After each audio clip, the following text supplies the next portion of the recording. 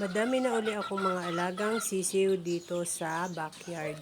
Ito yung anak ng ARL sweater at white na broodcock. Yung white na brood hen ang lumimlim sa kanila. Ito din ay anak ng ARL sweater namin. Ito yung nagkaroon ng coccidiosis, buti na agapan ko.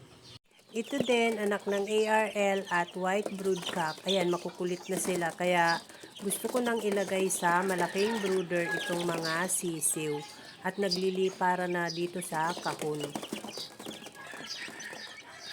Ito naman yung mga sisiw ng Batang Gold na napisa sa farm. Ayan, makukulit na rin. Pagsasamahin ko na ito sa brooder. Tsaka yung anak ng ARL sweater. Malapit na rin kasing mapisa ang mga itlog ng mga nalimlim naming brood hen. Wala na akong kahon na mapaglagyan. Ito naman yung mga sisiw ng lemon na napisa sa farm at yung 7 times winner brood hen na dito sa backyard napisa.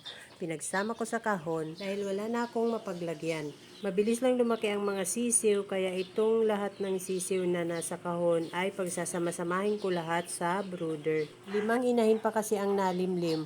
Pag yun napisa, wala na akong mapaglagyang kahon. Yung mga nalimlim na inahin ay last ng pagpapapisa namin ngayon. Tag-ulan na kasi mahirap nang magpalaki ng sisiw. That's all guys. Thank you so much for watching. Please like, share, and follow for more. Bye!